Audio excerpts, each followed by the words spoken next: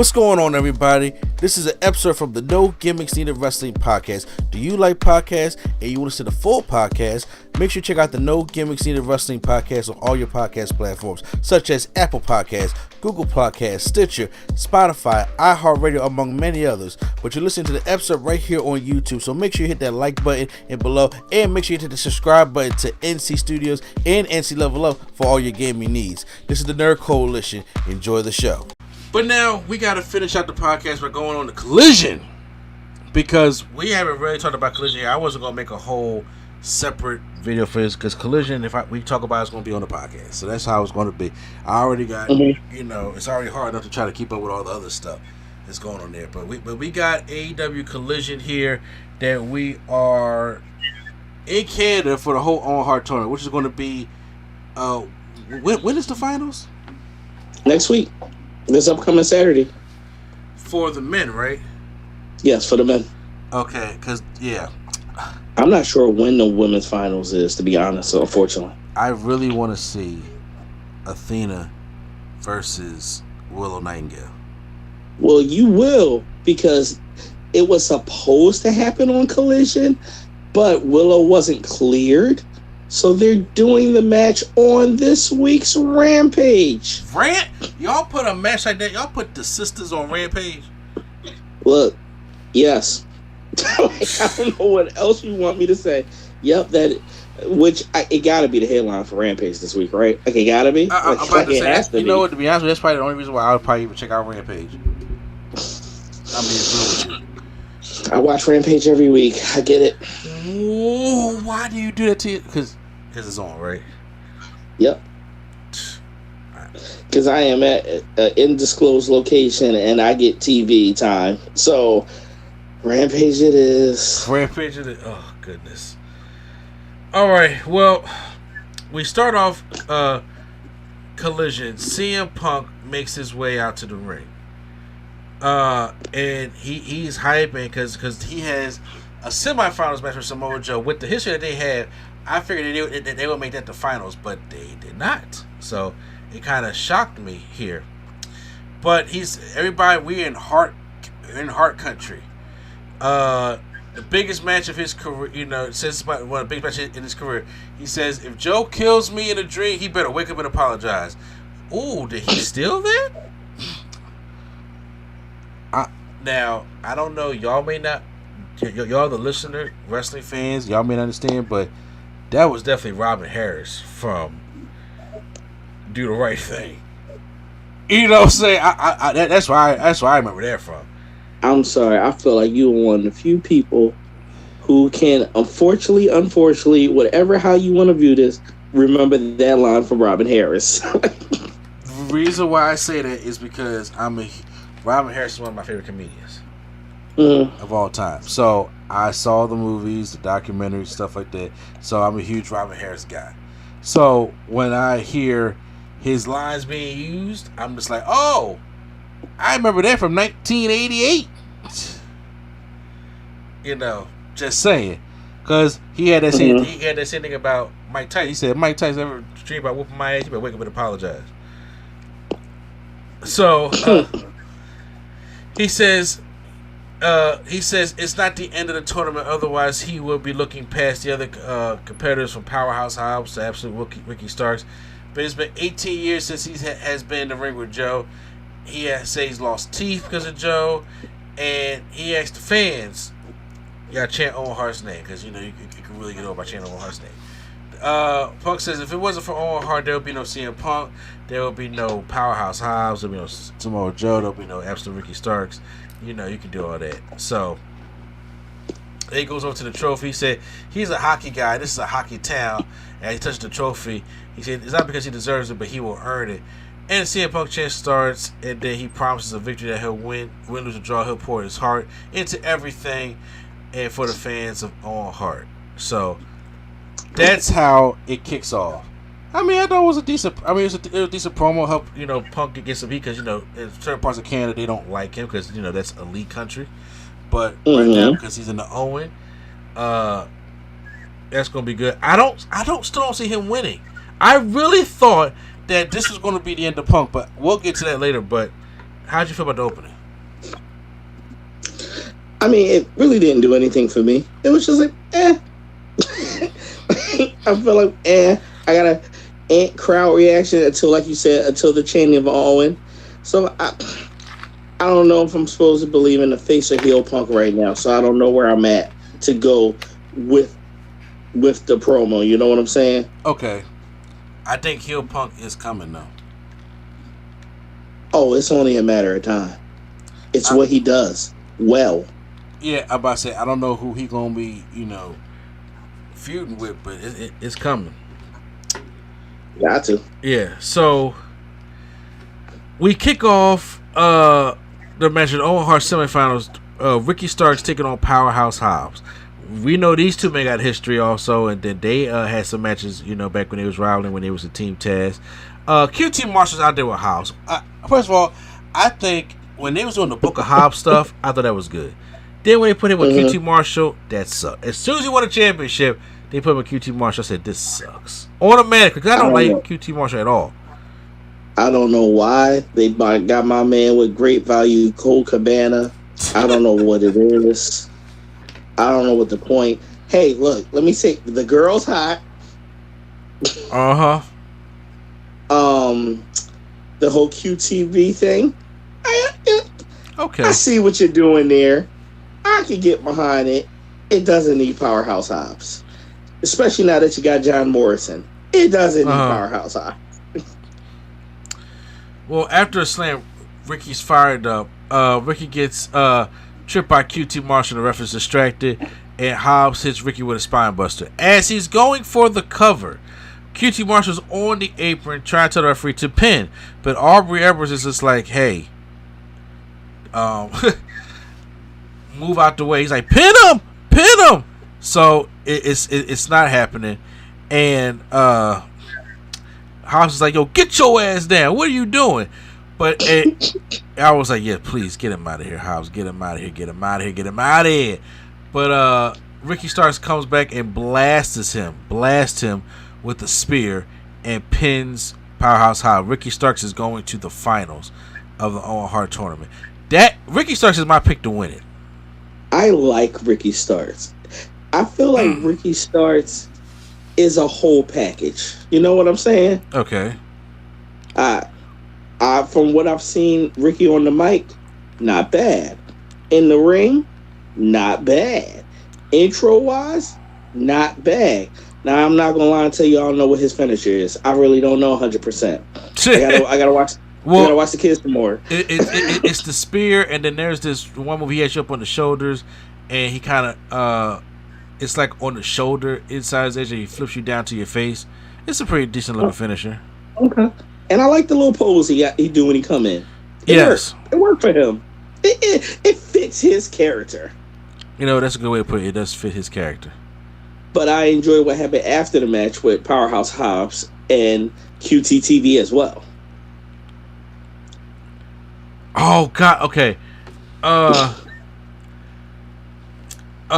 do know he tried to explain to Powerhouse how what's happened. That he does shove down QT.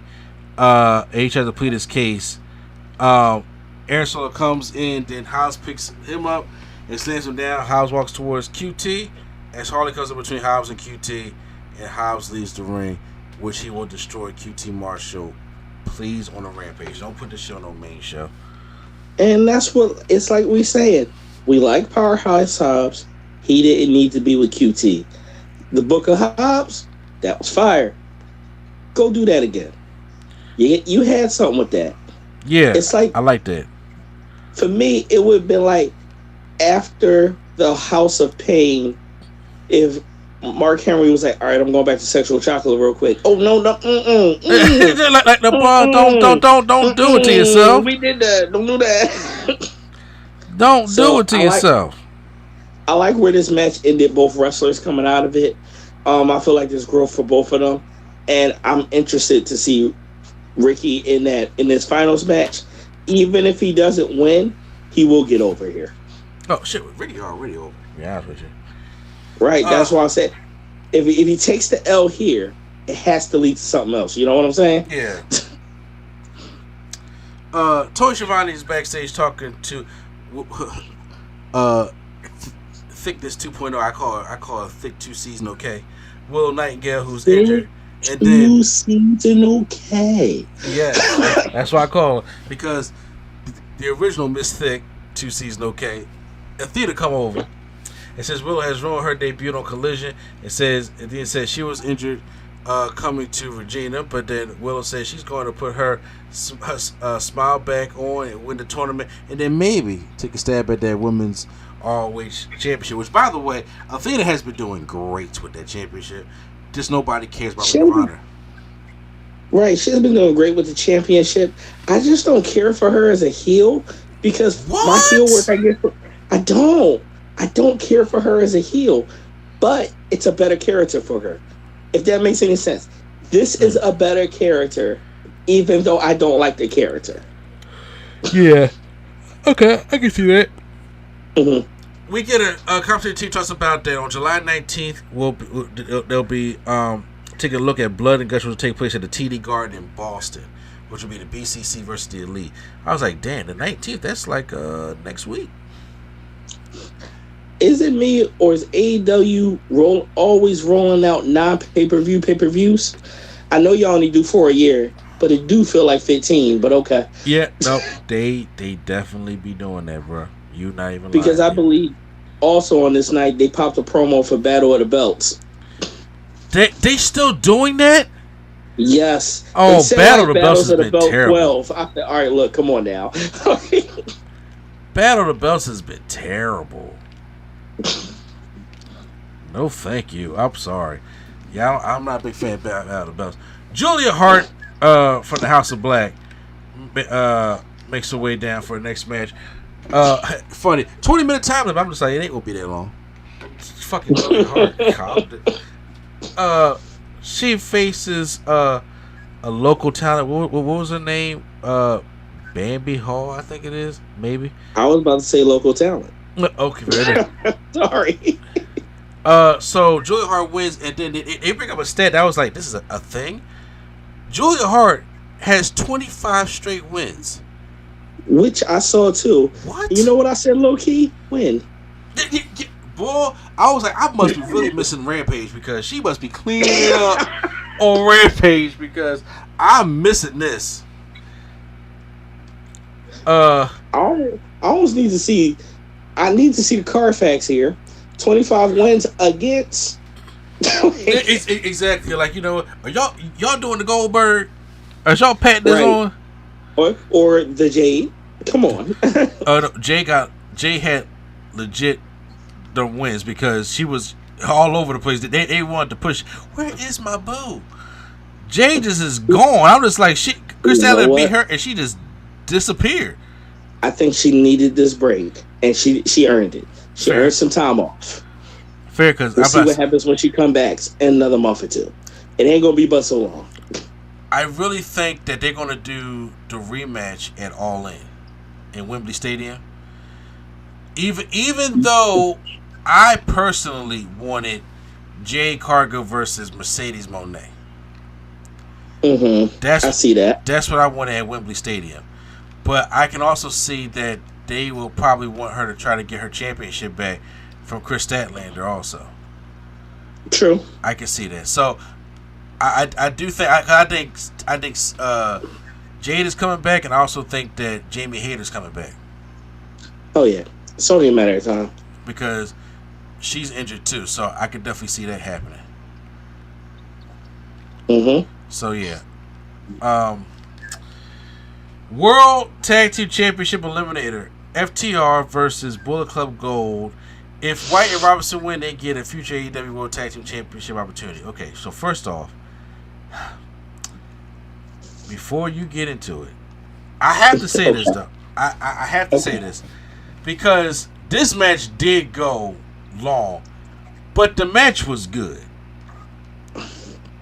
FTR is going to give it to you. I am not denying any word that came out your face, sir. I will say this match was longer than the Undertaker entrance. This match was longer than Roman Reigns' streak. This match started during COVID and ended yesterday. This match to be on your regular weekly show was honestly 50% of the card, if not more. They definitely gave them time because this match had to go about 30 plus minutes. This match was longer than Phoenix and Ferb Summer, yo. Wow. Come on. Look, I could be exaggerating, but I'm not. When I said I'm looking at the clock and I was like, oh, 8:35. Okay, FTR match. That match ended, I was like, 9:25. Like, what's going on? Look, how many false finishes do you need? How many do you need? It was loud, but Juice Robinson rolls down Dex, and Cash tries to come in, but he can't make it as Juice pins Dex. It really was. I would say this: if y'all into tag team matches and y'all into like sitting down for some good long matches, this is a good match for you guys to go back and check out. If and not, you know what? I'll say if not, you guys can just listen to highlights. I don't have play-by-play highlights for this. I'm sorry. It's too many. The John would need a synopsis of War and Peace. I'm telling you, if you watch this match, it's good. The match was fire. The match had full of story, lovely spots, lovely reversals. You honestly didn't know where the match was going by the time it got to the end. And it does what wrestling's supposed to do. You know what the match really does at the end? You know what? I would want to see that for the belt. Yeah, that's... Because we need something for FTR right now. We need something for Bullet Club Gold. Like, also... Bullet Club Gold. Also, who got more members, Bullet Club or Wu-Tang? Tell me now. You know what? I think Bullet Club. It's ridiculous, bro. It really is ridiculous. It's a lot because it started to become like the NWO Silver or NWO 2000. It's like if they added NWO Coyote. Like, come on. Like, no, thank you. Ridiculous. But look, it's a great tag team match. FTR delivered. Switchblade delivered. Juice, you know what?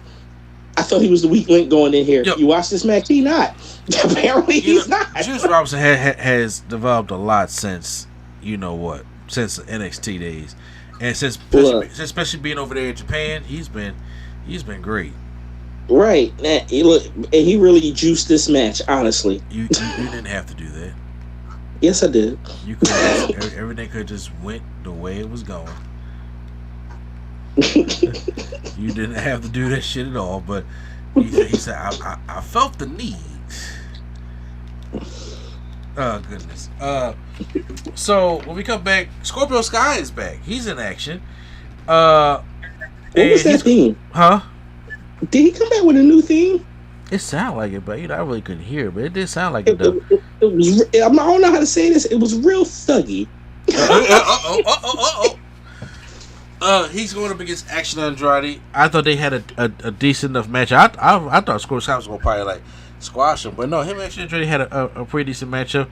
He hits him with the TKO for the 3 count, wins the matchup. So I like Action Andrade. I do like Action Andrade. I don't know what to do with him, but I like him. Fair.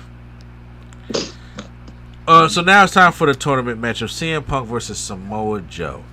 This one was the match I was waiting for because now I thought it could have had more build. I really thought this should have been the final. CM Punk be on one side, Joe be on the other side, and then we fight this whole thing out. But I think the matchup was still pretty good. Would you say Joe was dominant in the match? I think Joe was what Joe can do right now. Okay.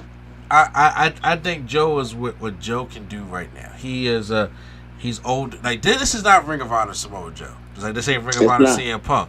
But Joe is Joe is definitely heavier. So he not Impact Joe. That's when he was just fat. I was like, damn, Joe, what happened? But no, he's just heavier. So I think he can do what he can do. Me personally, I was just like, so I understand that they want to keep the story going because CM Punk wins with with the roll up, not like a backwards like Xavier Woods, but he was on this Samoa Joe's shoulders and kind of like rolls him down in there and then pins him and like a shock pin, and then he wins the matchup that way.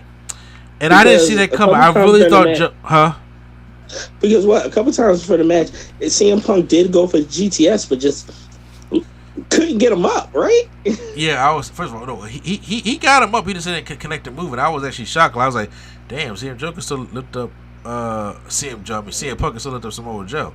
So I was like, goodness. But I was like, I wasn't expecting that finish of the match. I really thought Samoa Joe was going to win there. And I think that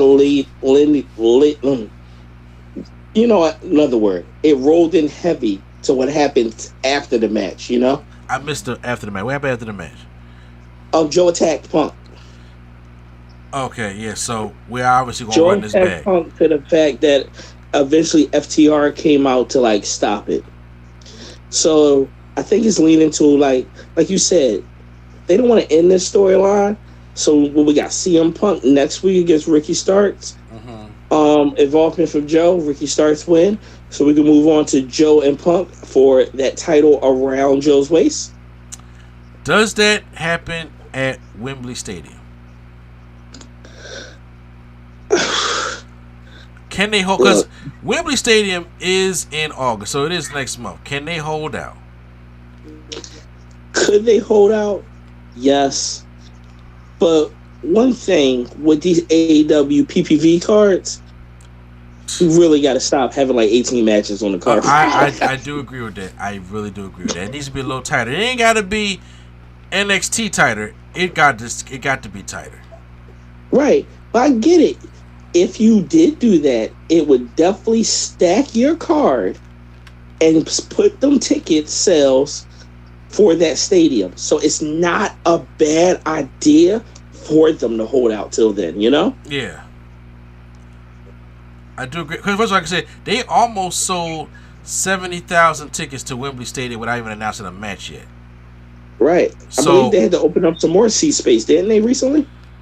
That I really didn't know. I probably should go check that out because I thought I read that. Look, guys, I could be wrong, but I felt like they did recently open more seat space because of ticket sales, which is good. Which is good. They well, as need of right all this now, money. Oh snap! Right now, this is about 9 hours ago, appeared on the Green Zone podcast. I'm reading this from WrestlingNews.com. Tony Khan said that in 2020, Wembley Stadium tickets are doing right now. The current setup is for 88,000 seats. That's a lot of seats. Because at Wembley Stadium hold like 90,000 people. It's about 70,000 tickets sold for about a $9 million US in ticket sales. That showed us in London. When we say it's going to be a massive event, we are opening more seats up for that. So you are right. That's what it says here, that they're opening up more seats, and there still has not been a match announced yet, which is insane. Which is honestly insane. Because you think that John Cena promo at Money in the Bank was an accident? Like, hey, you want WrestleMania in London? Yeah, no, we see what AEW's doing. They see what they doing. And I'm about to say, I was just like, okay, well, when they start announcing matches, because I was like, bro, I can't wait to see what they're going to announce. I think they're going to fill it out. I really think they're going to fill it out. Look, I mean, just going by the way of some storylines now, are we going to get Adam Cole MJF? Are we going to get Punk? Yes, Joe? I think we get Adam Cole MJF. I think we're getting Jericho and Sting. Even though it's going to blow the roof off name alone. Yeah, especially for like the casuals. Yeah, I think we'll get Jericho and Sting. I think we're going to get they're not going to pull the trigger with CM Punk and Kenny Omega. They're not going to do that. No, yeah. I don't see that happening here. Women's wise, I'm not too sure. Jamie Hayter, Tony Storm for the rematch.